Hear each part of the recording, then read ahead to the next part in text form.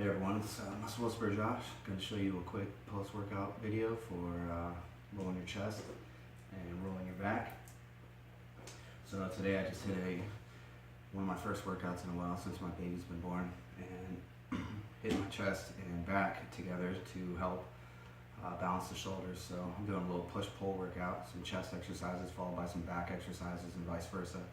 So here I'm going to roll basically everything around the shoulder joint, and this is a great thing you guys can do just for balancing out tension in your shoulder that comes from the chest and the back. So getting the chest loose so that way your shoulders sit back, and then you can contract your back better, you can contract your chest better, and it'll take all the pressure off your neck. So the first one I'll do is simply just the shoulder blade. So I like to do this when I'm just watching TV, hanging out, or if I got my little one with me, then I can do this with him. So you basically just want to find the hardest point throughout the shoulder blade and get to the tender area. And once you get to that tender area, you're just basically going to work it back and forth about an inch or two.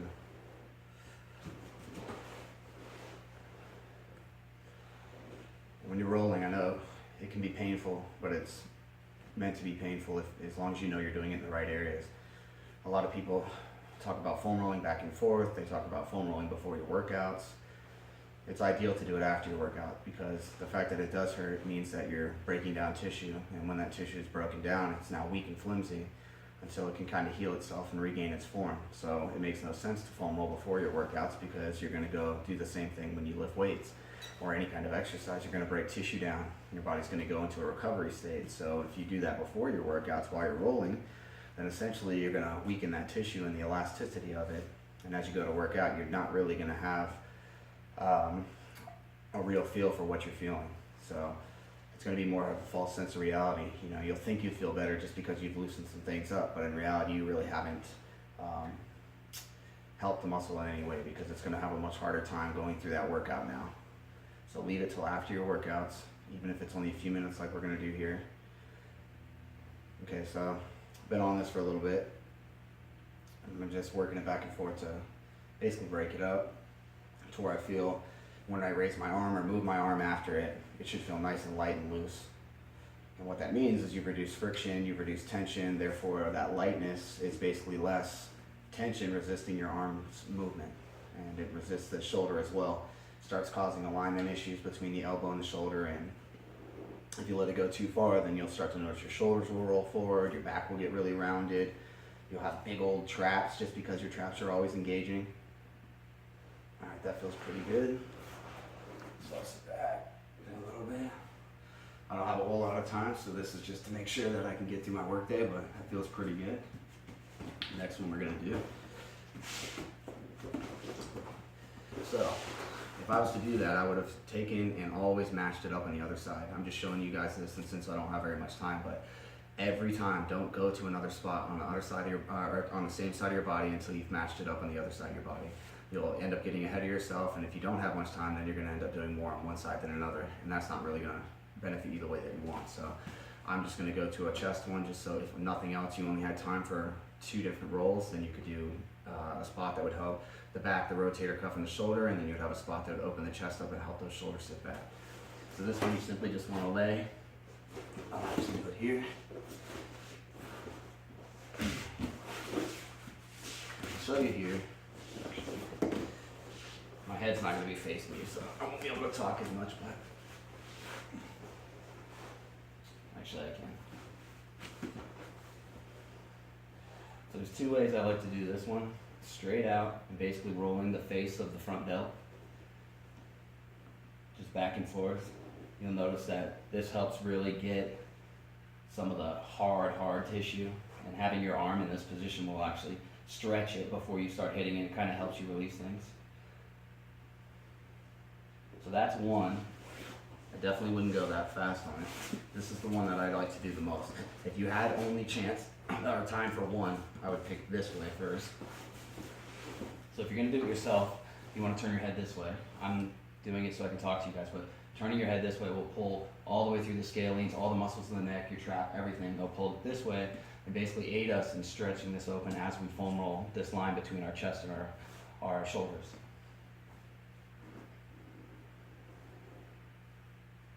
So you'd be keeping your head over there. Doing it this way, you don't want to do it because if you turn into this, flexing that can cause you to pinch it.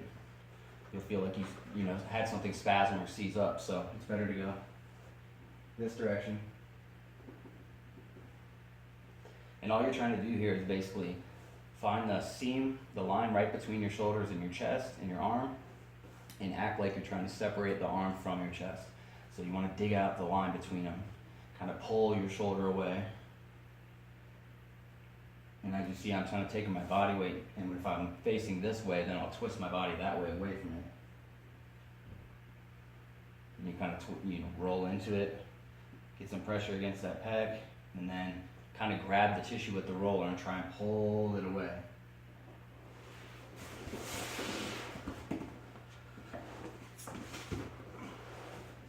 So you see when you're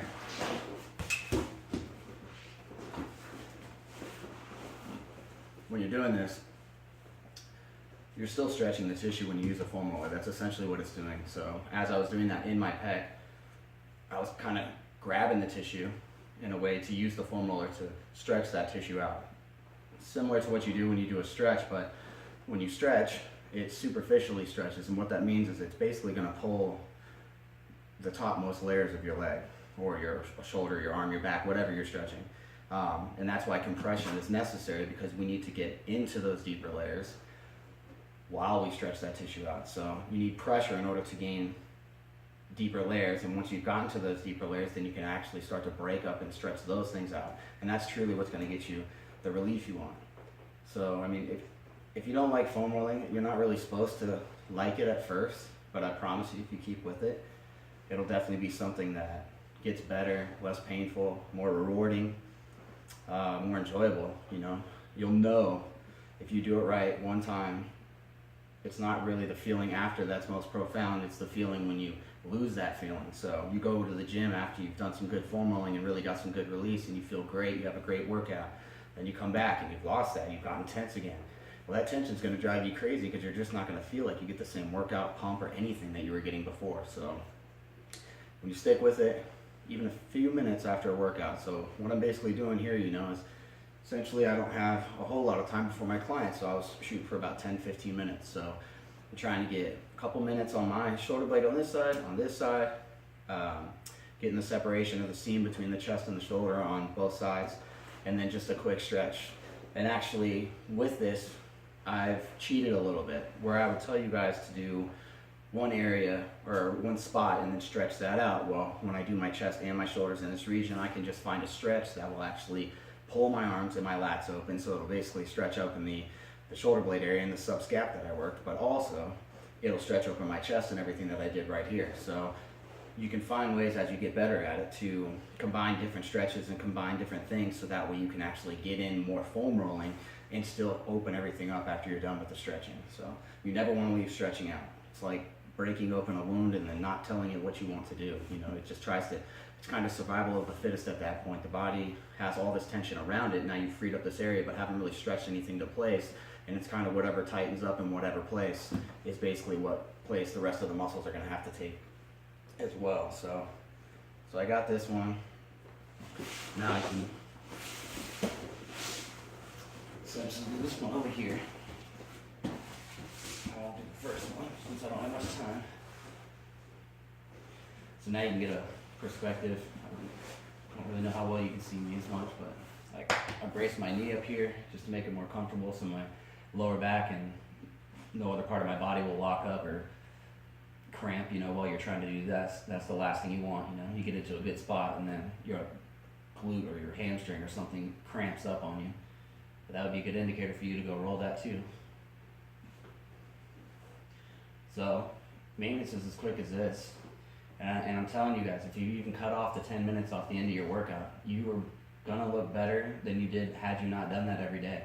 Those 10 to 15 minutes will mean dividends in your workouts. It could mean each workout is 5 times as, beneficial. You could have so many different things that you will see in the change. Your strength will go up, your flexibility will go up, your pain will go down, your progression in your progress in the gym or wherever you choose to train will go up, and your body's going to change faster.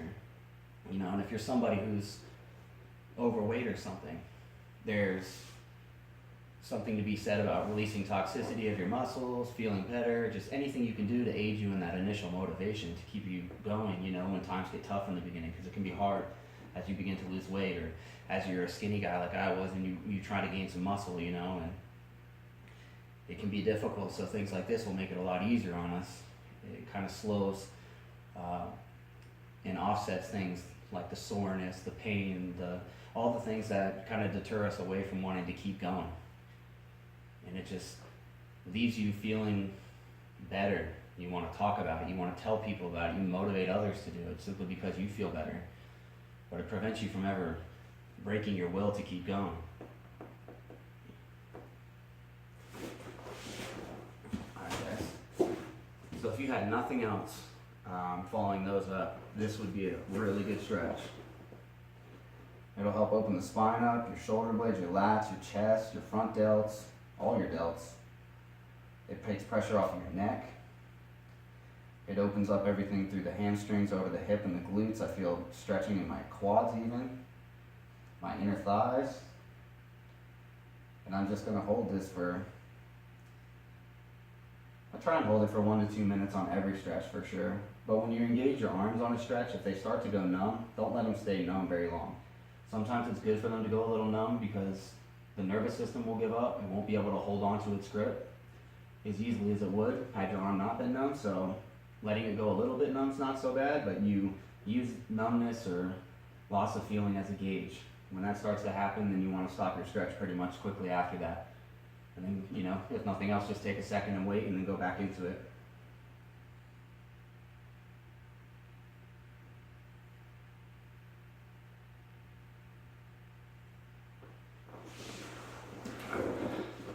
I've been doing a lot of stretching this morning and everything, so I mean that felt pretty good for what I needed. So overall, this was just a basic thing. So what I did today was a push-pull workout. So what that's going to do is basically balance the tension between our chest and our back. So you're pushing and you're pulling, so the shoulder joint is helped in aligning itself by pressure on both sides instead of, you know, doing a chest workout and that's it, and now you're just pulled forward. You know, you keeps it balanced while you're sore those next few days. Your shoulder won't be going forward and backwards. It'll kind of sit in the middle. So I did that. Then I, you know, followed it up with some stretching on the TRX that I use here in my house. But what I wanted to show you guys was laying the roller straight down the seam of the pec, separating the shoulder from the pec on both sides, and then subscap release, which is the shoulder blade. Basically where you're laying the roller right across the boniest part of the shoulder, the most tender part of the shoulder blade, and working that. You know, if you have 4 minutes to do on each one, or, you know, between 2 and 4 minutes of rolling on each one, so that'd be 4 spots. I mean, that'd be 8 minutes to 16 minutes, followed up by even that stretch a couple times. You could be into it for 20 minutes. Or if you want to do the Cliff Notes version, 8 minutes, you could be out the door in less than 15 minutes. And if you can't afford 15 minutes, it's really robbing you. You're cutting yourself short simply because it's not taking anything away like a lot of people think. And I always preach about shutting down that ego and that meathead mentality, which is, you know, I've had to do it a lot myself. So shutting that off and realizing that the maintenance is actually going to do nothing but make us better in every single way. It's going to make everything more enjoyable. It's going to make for a lot less risk of injury, all the things that we don't want to see that we would never plan for. And in doing those, if you don't have the 1 day a week that you can set aside for a rest day or something like that, or you just don't really get peace of mind taking that day off, then try and make a lighter day and have a little bit more foam rolling and just see.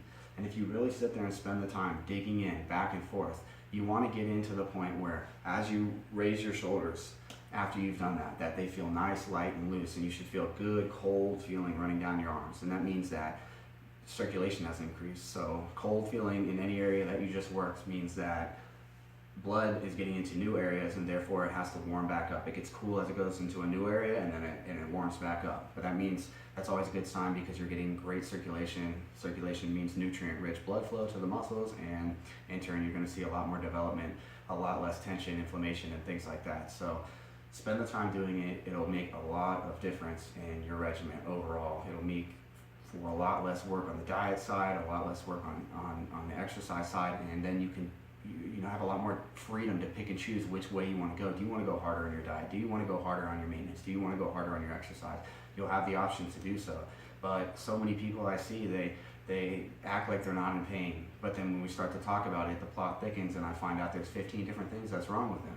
And that's just, we live in our own body and we think we know it the best. But I found out quickly I didn't know my body as well as I thought I did, and some professionals were able to teach me some things that really helped me out, and then I broadened my skill set, and here I am now. But in the beginning it wasn't something that was so easy. So that's it, guys. I think my client's here, so thanks for listening. I'll get this posted, and please post your comments and let me know what else you guys would want some formal help on. I should be doing a knee circuit next, so I'll try to do some stuff that I can do, that you guys can do. I'm trying to do everything so it's in your home. So thanks for listening again, guys. It's Muscle Whisper Josh. See ya.